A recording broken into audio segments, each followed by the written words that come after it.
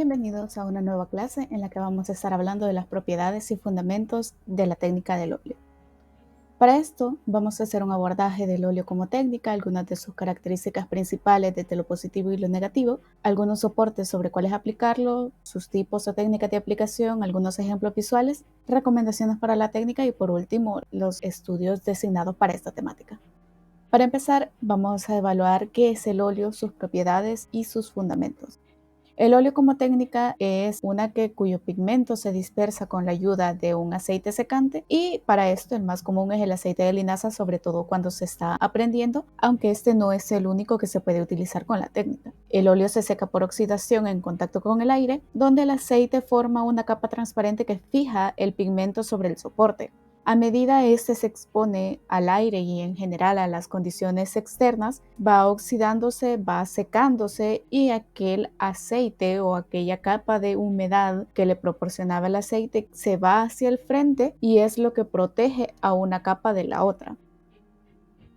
Dentro de sus características generales vamos a evaluar algunas desde lo más positivo o las ventajas que da la técnica y aquellas que para algunos no son tan ventajas. En el caso de los aspectos positivos, esta técnica es muy adecuada para la representación del natural, ya que las variaciones de color que permite, la variedad de capas que también da cabida a la técnica, el tiempo que este toma para secarse y que permite agregar mucho más detalles. La saturación del color ofrece una gran variedad para hacer un tratamiento más acertado del natural y sobre todo de lo que es la figura humana. Ofrece una variedad de aplicaciones, combinaciones, tonalidades, coberturas y un trabajo por capas. Es una técnica bastante flexible y que da muchísima apertura al momento de estar trabajando en el sentido de que permite aplicar una misma cosa de varias maneras. Posee una buena resistencia al paso del tiempo, ya que de hecho muchas de las obras famosas que conocemos están realizadas con esta técnica y se puede ver que se han preservado muy bien a lo largo del tiempo. Esto sí, que vamos a hablar un poco más adelante de lo que es la conservación de estas piezas. Su tiempo de secado es mucho más tardado que el acrílico, lo que permite que se trabaje por mucho más tiempo mientras el pigmento todavía esté húmedo, que permita el trabajar por mucho más tiempo en una sola capa, a diferencia del acrílico, que es necesario llevar cierta prisa al momento de estar trabajando para que el pigmento no se seque y permita seguir mezclando con las tonalidades que se encuentren. El óleo ofrece esta facilidad debido a su tiempo de secado que va desde las 4 semanas hasta los 6 meses o incluso más dependiendo de la carga que tenga de pigmento. Se puede trabajar de manera pastosa o de manera diluida, esto dependiendo de la técnica que cada uno decida utilizar y de las cuales también vamos a hablar más adelante. Se puede aplicar con pincel o con espátulas, así como con cuchilla, con las manos, y esto ofrece una mayor variedad de texturas y acabados también. Como diluyente, el más común es el aceite de linaza, lo que hace al óleo un poco más fácil de deslizar sobre el lienzo y a su vez que el óleo rinda más. Y como adelgazador, la esencia de trementina, que esto también ayuda a que se pueda reducir un poco más el tiempo de secado.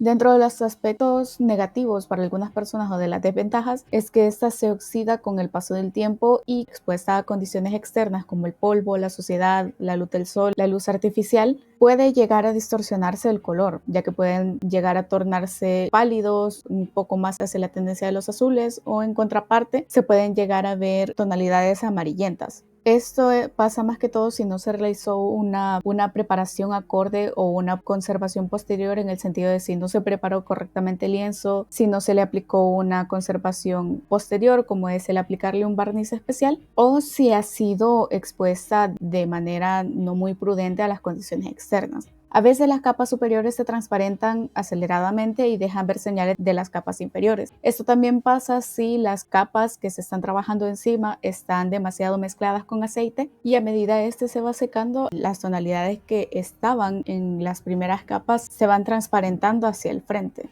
Si se desea trabajar rápido, especialmente en cuanto a secado, no es la mejor opción, ya que para que ésta se seque completamente, como se dijo anteriormente, puede llevar semanas o incluso meses. Este proceso puede acelerarse a través de un adelgazador o de algunos complementos al momento de estar utilizando la pintura, pero en general es muchísimo más tardada que al estar trabajando con otras técnicas.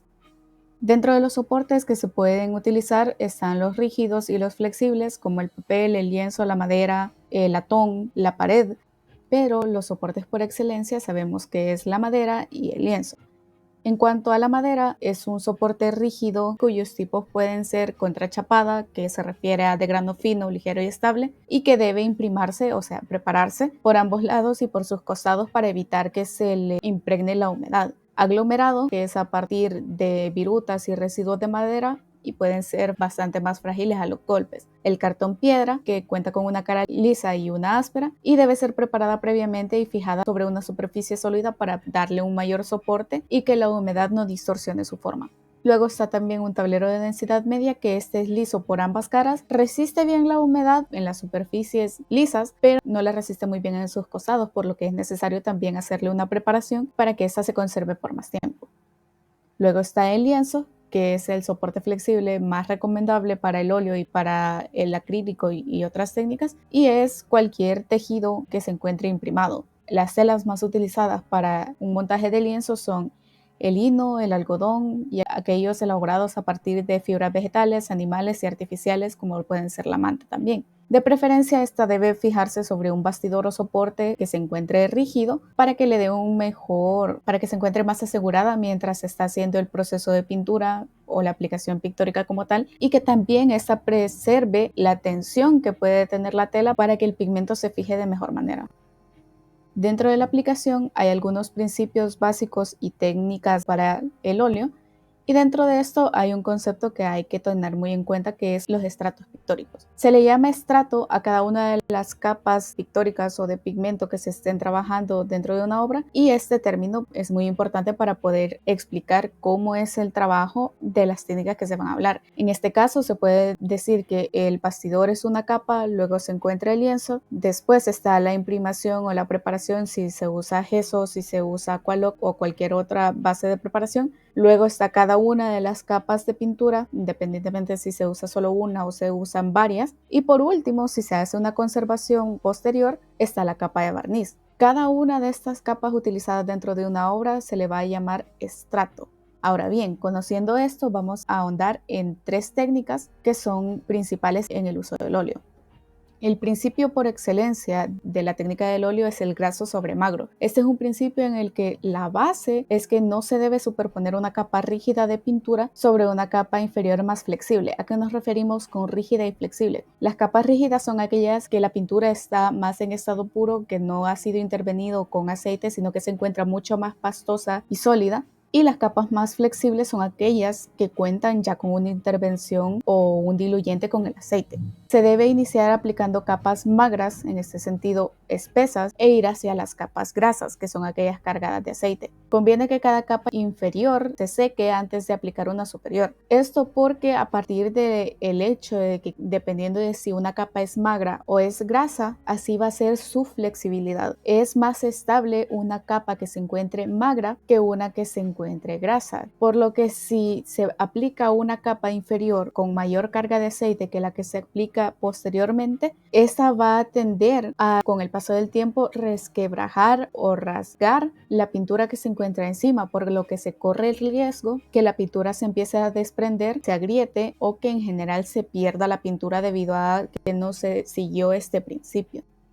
Dentro de las técnicas está el ala prima, que es una técnica que consiste en aplicar la pincelada, las formas y el color de manera segura, contundente y a la primera. De ahí es de donde nace su nombre. Esta se caracteriza por finalizar la obra en una sola sesión, que puede tomar de 1 hora a 2 días en promedio, y que la característica principal es que esta se trabaja mientras la pintura sigue fresca. En este caso no se espera a que las capas inferiores se sequen, debido a que se va colocando de una sola vez las tonalidades y las formas en donde deben de ir, por lo que no da tiempo a que la pintura que ya ha sido aplicada se seque y pueda seguir mezclándose o difuminándose con las nuevas pinceladas que se van dando. Este principio se realiza en húmedo sobre húmedo, en la que primero se humedece de una manera leve el soporte y se va añadiendo la pintura con una pequeña carga de aceite para que esa deslice mejor, pero no tan húmedo, para que también se llegue a apreciar dónde es que se delimitan los trazos.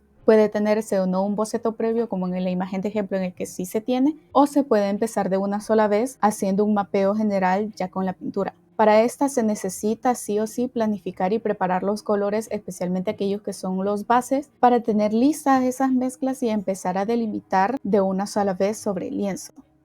Luego está la técnica del impasto o pastosa, que esta consiste en aplicar capas espesas y cargadas de pintura, dejando ver los trazos sobre el lienzo. Esta puede aplicarse con pinceles, con espátulas, cuchillas o con los dedos. Este tipo de técnica genera mucho volumen, efectos y texturas gracias a lo visible de los trazos. Como se puede ver en la imagen, alcanza a verse un poco del volumen y de las sombras que las pinceladas crean sobre el lienzo. Al ser trazos muy significativos y muy cargados de pigmento, este llega a crear un relieve sobre el mismo y poder crear esa ilusión de una tridimensionalidad. Los colores pueden mezclarse en la paleta o en el lienzo dependiendo de la elección de quién está pintando, debido a que al momento de estar haciendo una obra en impasto, al alejarse y poder ver los trazos desde lejos, el color termina fundiéndose como tal, así como por ejemplo se da en las pinturas del impresionismo, en el que las pinceladas son muy sueltas, son muy delimitadas y existe una gran variedad de superposición, y al alejar la vista es muy percibible todas aquellas formas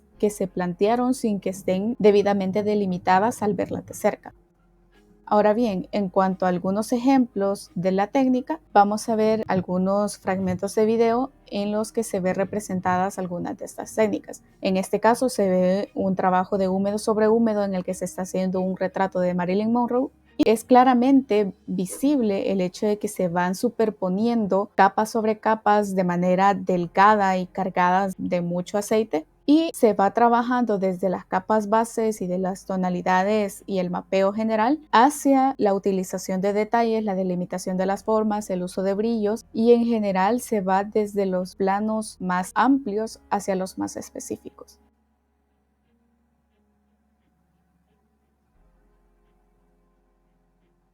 En el segundo ejemplo tenemos una obra realizada con la técnica de ala prima, en la que las tonalidades base ya se encuentran mezcladas sobre la paleta y sobre la cual se originan nuevas combinaciones para crear una mayor volumetría, una mayor variedad tonal siempre dentro de la armonía, y se puede observar que se va trabajando de una sola vez lo que son los acabados, los volúmenes, las texturas, y todo esto a través de una técnica y un acabado muy limpio. Los bordes están muy bien delimitados y es un trabajo muy minucioso en el que da cabida a que se vaya percibiendo desde los primeros momentos el detalle que esta aplicación contiene.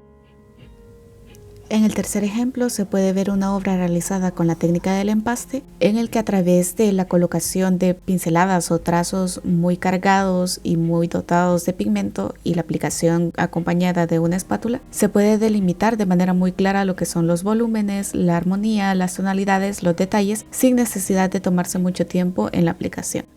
Por último, vemos otra aplicación de la técnica de ala prima, en la que se empieza haciendo un mapeo y una aplicación de las tonalidades generales del cabello, para empezar a profundizar luego a través de las capas en la volumetría, el sentido y los detalles que este contiene, incluyendo sus brillos, sus sombras, y agregando algunos elementos que ayudan a enriquecer un poco más la obra y que se vea muchísimo más dinámica y complementada.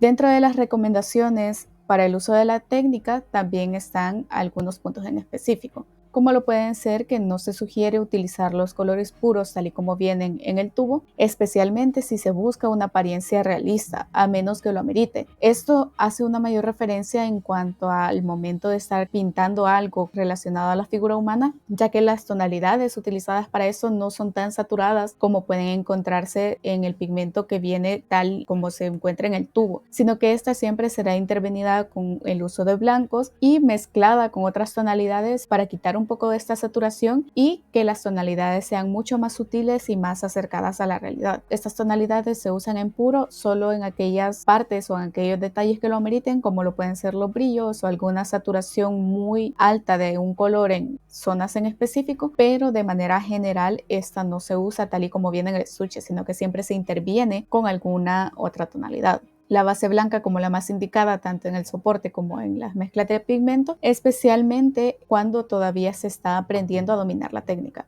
Para esta se pueden utilizar pinceles planos, redondos, almendrados, lengua de gato y de abanico, que ayudarán mucho más a crear texturas más vistosas, a poder crear mejores acabados y a enriquecer visualmente la obra. Se recomiendan los pinceles de cerdas suaves por encima de los sintéticos, más que todo para lo que es la técnica del óleo, debido a que es una pintura que si no se cuidan correctamente los pinceles tiende a arruinarlos, y a su vez es más fácil la aplicación de esta técnica con pinceles de cerdas debido a cómo este recoge y cómo también libera el pigmento sobre el lienzo. Se deben limpiar los pinceles inmediatamente después de pausar o de finalizar el proceso de pintura, con el fin de evitar que estos se arruinen, se vuelvan rígidos o que distorsionen su forma. Como paletas se pueden utilizar diferentes superficies, como lo pueden ser madera, plástico, cristal o latón, dependiendo de cuál sea la facilidad que cada uno adquiera y de cómo desee trabajar también. Siempre se recomienda aplicar una preparación y conservación previa a los soportes, así como una posterior. Esto con el fin de preservarlas por más tiempo y que sean más resistentes a las condiciones externas. Para eso se necesita imprimir la obra, que es prepararla al inicio, y barnizarla al finalizarla, luego de un proceso de varios meses en el que la obra termine de secarse. Definir una paleta que abarque de 3 a 6 colores base, desde donde se desprenderán los demás, especialmente en cuanto a lo que es la figura humana, ya que se necesita el estudio y la extracción de la paleta de color base para poder creando toda aquella variedad de colores de la que parte los diferentes volúmenes y tonalidades del rostro. Ahora bien, en cuanto a los estudios designados para este contenido, está la construcción de las paletas de color, que en este se crean 3 posibles paletas de color que se estarán utilizando por cada uno al momento de estar creando sus piezas, que esta es la armonía o la combinación puede ser a través de tonalidades frías, cálidas, mixtas o a través de armonías monocromáticas, análogas, pasteles, complementarias, entre otras, auxiliándose de lo que es el espectro cromático o el círculo cromático, y cada paleta no debe sobrepasar los 6 colores. Idealmente se recomienda que sea una variedad de 3 a 6 colores sobre los cuales se va a basar la mezcla de todas las demás tonalidades. Para cada una de estas deben señalar qué tipo de paleta retomaron, es decir, qué tipo de armonía o de gama de colores se han retomado, y, de ser posible, definir los nombres exactos de las tonalidades que se eligieron. Esto ayudándose de representar gráficamente su paleta con algunos de los esquemas que se encuentran como ejemplo, ya que esto permite ver una visión general de sobre qué es que está basada esa paleta de color y cómo la armonía general de los colores. Para esto hay muchas aplicaciones que se pueden usar en línea sobre las cuales construir o sobre las cuales encontrar paletas de color en específico, como lo pueden ser la página de Adobe, la página de paleta de colores, My Brand New, Colors, Color Hunt, entre otros. Luego está el estudio de color de pieles. Una vez se ha estudiado el tipo de paleta de color que se desea utilizar, también es necesario estudiar las paletas naturales de nuestro entorno. Ahora bien, algo muy delicado es la variedad tonal que se puede contar en cuanto a lo que son las pieles, dependiendo de cada una de las regiones y de la genética de cada persona. Para hacer un mayor estudio sobre la extracción de estas tonalidades, con óleo se toman de referencia 3 fotografías con colores de piel diferentes y de estas se extrae la paleta de color base para la representación de estas pieles. Para ello se debe sacar un espectro de los 5 tonos más representativos, como lo son las luces, que son la tonalidad más clara encontrada en el rostro y en el cuerpo, la luz media, el tono base, que es el tono general o el tono medio con el que cuenta la piel, la sombra media y la sombra que es aquella que es mucho más oscura, así como el color base de los labios, de los ojos, específicamente porque los ojos no son totalmente blancos, y por último se extrae también el color base del cabello, y con esto se crea la armonía general con la que cuenta cada una de las fotografías. Por último, si las fotografías cuentan con un fondo, este color también se extrae y se coloca dentro de la paleta, tal y como se encuentra en el ejemplo de la parte inferior derecha, en la que se puede ver desde la tonalidad más clara hacia la tonalidad más oscura de la piel, el color base de los labios y de los ojos, contando también al centro con las tonalidades bases del cabello y del fondo. Por último, es necesario también, antes de empezar a dibujar y hacer los planteamientos con el óleo, hacer bocetos anatómicos gestuales. Eso abona también a que la muñeca y la mano en general pues se vuelva mucho más flexible y más ágil, y para ello se recomienda que en una libreta de bocetos se realicen 20 bocetos anatómicos gestuales en los que únicamente se enfoquen en captar el movimiento y las formas básicas de la estructura, tal y como se muestra en el ejemplo en el que, a pesar de que las formas no están del todo delimitadas, es muy comprensible qué acción y qué movimiento está realizando la persona. Para esto pueden ir varios bocetos en una sola página, y también esto se recomienda ya que permite ver un panorama general de cómo ha sido el captar el movimiento de las referencias que se han estado tomando. Sin más que decir, nos vemos en una próxima clase.